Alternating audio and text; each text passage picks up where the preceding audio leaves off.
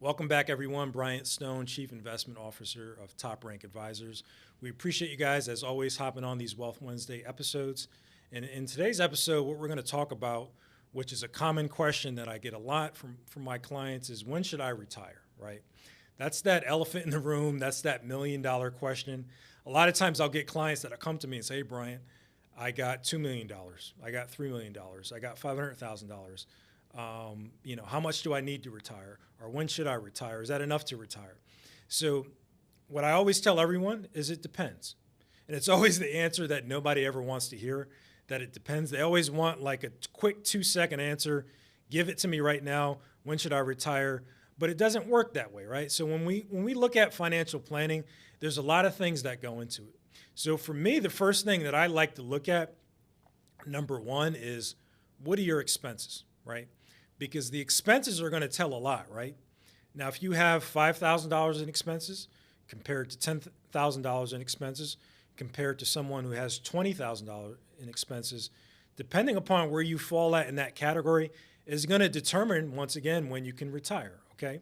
So if we establish what your expenses are going to be in retirement, so let's just say it's $10,000 a month, okay? The second thing that we're going to want to do is we're going to want to factor in inflation. We can do it at 3%. We can do it at 4%, because we all know what costs $10,000 today is not what it's going to cost 5 years from now, 10 years from now, 15 years from now. That $10,000 a month today, 20 years from now, may be $20,000. So we have to factor that into the planning and make sure that all the income streams that you have, all the guaranteed income sources are going to continually keep pace with that so that you actually can retire and stay retired. Because I know the worst thing for most retirees is, number one, running out of money. Number two, retiring and then being forced to go back to work. And nobody wants to do that. So the first thing that we're going to do is we're going to identify what your monthly expenses are, okay? Once we have identified that, the second thing that we're going to do is we're going to figure out what are all your guaranteed income sources. So for most people, it's going to be Social Security, right? I just taught a class last night down the street on Social Security. We were talking about optimizing Social Security and all the different strategies that you can utilize. So we're going to want to know, what's your Social Security at your full retirement age, at 62, at 70, and then figure out what the best and most optimal strategy is to elect that. Figure out if there's any pensions.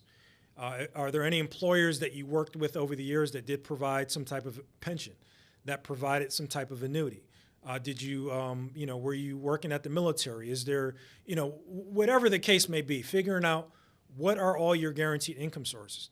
So if we've done the math and we say, okay, you're getting $3,000 a month in Social Security, you have a pension that's giving you $4,000 a month, that's $7,000, right? Your expenses are $10,000. So now we need to figure out, how do we fill that gap? How do we fill that $3,000 gap per month and make sure that that gap stays filled throughout retirement? So then we start to transition into things like your retirement assets. Do you have a 401k? Do you have a thrift savings plan? Do you have a 457? Do you have a 403b? Do you have a brokerage account? Do you have a Roth IRA? Do you have an IRA?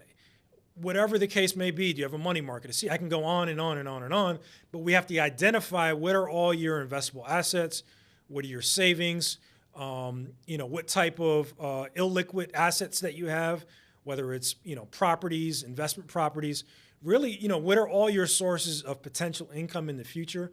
And then once we have identified that, then it's figuring out what's the most tax efficient strategy to fill that $3,000 monthly gap. Is it to take and pull from your IRA account? Because pulling from that IRA account may lower your future RMD. Is it pulling from your Roth IRA account? Is it pulling from the brokerage account? It's looking at things like tax brackets, right? Making sure that we stay below a certain tax bracket if it's, you're filing as a single filer or a married filing joint. So when it comes down to it, there is no magical answer. There is no, solution or a one-size-fits-all solution when it comes to when you should retire. But you want to, once again, identify what your monthly expenses are. You also want to see if you can minimize your monthly expenses, because a lot of times what I've seen with folks on reasons why they can't retire because they have too many expenses. They got, this car loan, that car loan, this credit card, that credit card. So you want to identify the expenses, and if there are expenses that you can help, mitigate prior to retirement, obviously identifying that and making sure that we get a hold of those as well. And once you've done that, identify what your guaranteed income sources are, and then if there is some type of gap between your guaranteed income sources and your monthly expenses going into retirement, figuring out a strategy with your investable assets, savings, illiquid assets, whatever you may have, and how those assets are going to help fill that gap. And then that's really where work for myself and a lot of financial advisors are going to come into play, because then we can teach you what are the most tax efficient ways to pull from those assets to make sure that you don't run out of money for the rest of your life. So once again, there is no one size fits all answer. We would love to help you out with this process, and we appreciate you guys coming on. As always, like, comment, and subscribe, and we'll see you on the next one. Thank you.